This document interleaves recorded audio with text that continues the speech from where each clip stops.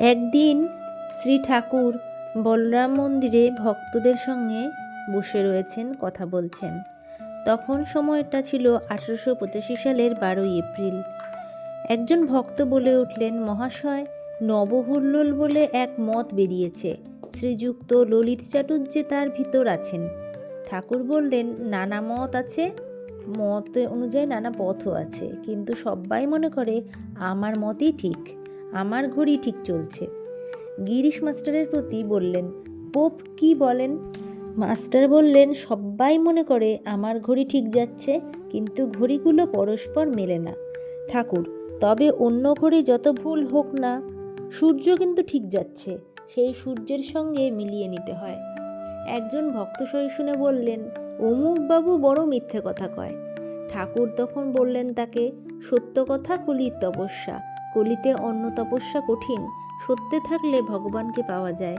তুলসীদাস বলেছে, সত্য কথা অধীনতা, পরস্ত্রী মাতৃ সমান, এইসে হরি না মিলে তুলসী ঝুট জবান।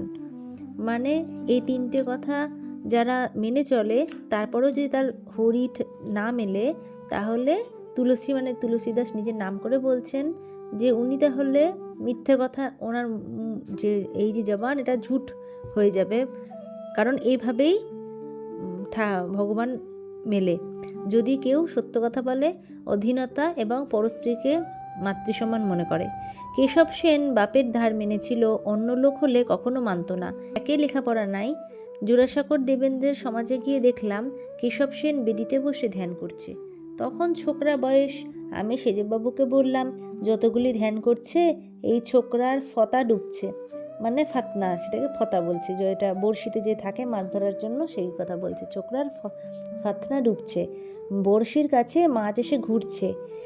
একজন তখন বলে উঠল, তার নাম করব না, সে 10,000 টাকার জন্য আদালতে মিথ্যে কথা কয়েছিল, জিতবে বলে আমাকে দিয়ে মা কালীকে অর্ঘ্য দেওয়ালে। আমি বালক বুদ্ধিতে অর্ঘ্য দিলুম, বলে, বাবা এই অর্ঘ্যটি মাকে দাও তো। ভক্ত লোক বলল, আচ্ছা লোক আছে। ঠাকুর বললেন, কিন্তু এমনই বিশ্বাস, আমি দিলেই মা শুনবেন।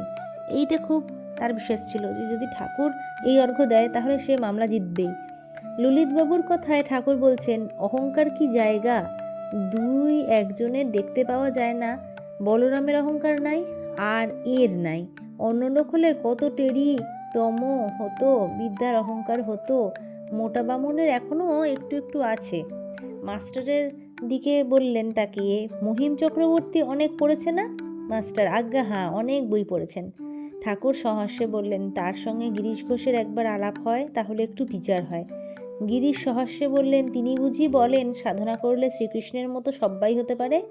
ঠাকুর, ঠিক তা নয়, তবে আভাসটা ওই রকম।